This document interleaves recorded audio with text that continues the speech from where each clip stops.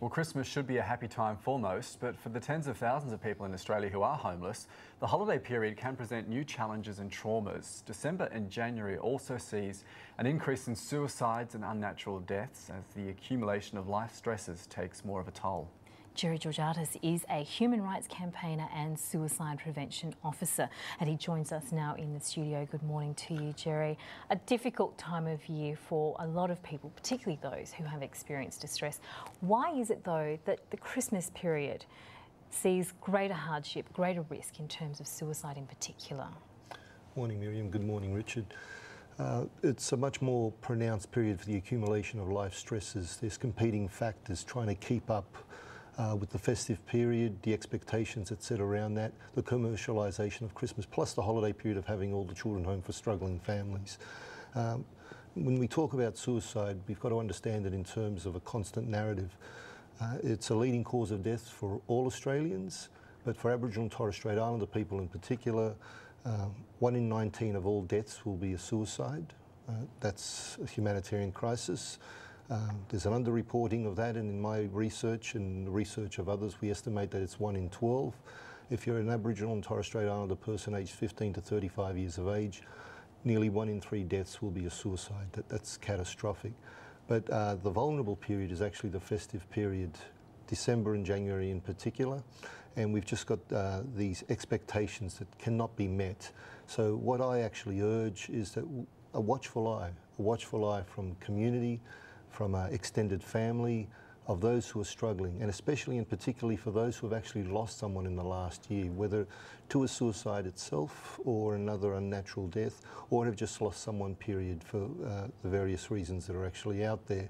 And we need to pull people in. We need to look after them, and we need to be there for them and take them in. That isolation is one of the contributing factors to suicidal ideation, and there's many other various factors. Is the accumulation of these life stresses building up into mental unwellness. But it is difficult, particularly for Aboriginal and Torres Strait Islander people aged 20 to 30 years of age, to not be able to put adequate food on the table at Christmas, to not be able to put the gifts together that others are able to, and that they see this around, and therefore there's displaced anger. So the watchful eye is what I actually urge for the most part in spreading the love. Because Christmas is a time of giving, and a lot of people do give their time sometimes for charities and donations and things like that. Do you think there are enough services, though, available in this period where people are more vulnerable? Oh, there's an unmet need. There's a tsunami of poverty-related issues that we struggle to actually respond to.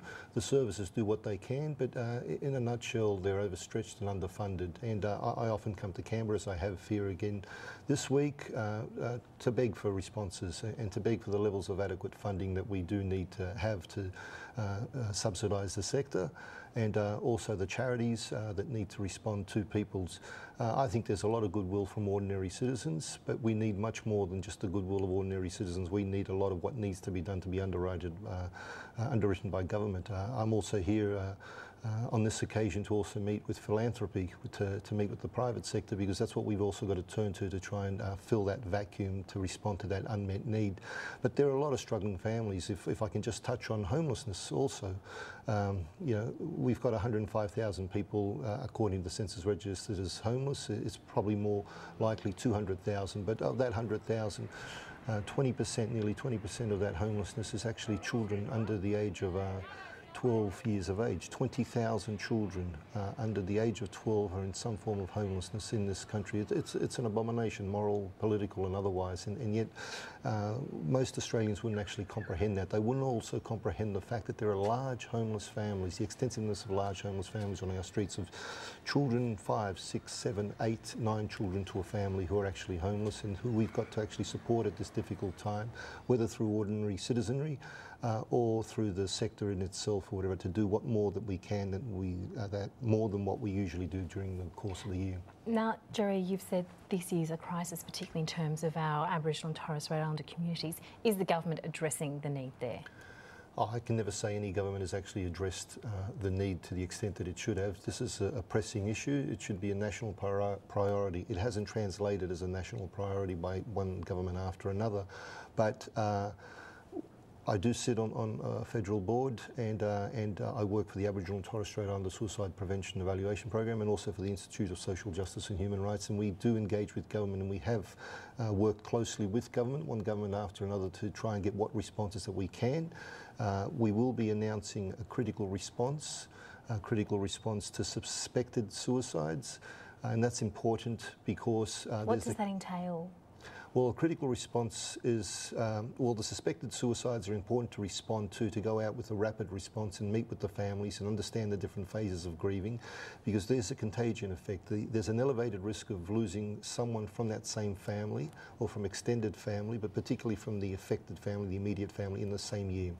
And also this is actually an elevated risk at this time of year, at Christmas, now being without someone that you've lost in the last year at Christmas, and whether it's a spouse, a mother or a child having lost someone from their family, we need to respond to them, validate them, and ensure that there's a care plan, a through care plan of all the services responding to them, and they take ownership of that, and we know when they're doing that and have that timeline, and then be able to check that along that, so people are being responded to. But there's many factors to it, probably too long to actually discuss during this segment. We appreciate that. Gerry Georgatos, suicide prevention researcher. We value your time with us this morning. Thank you very much. Thank you. Thank you, Miriam. Thank you, Richard. Let's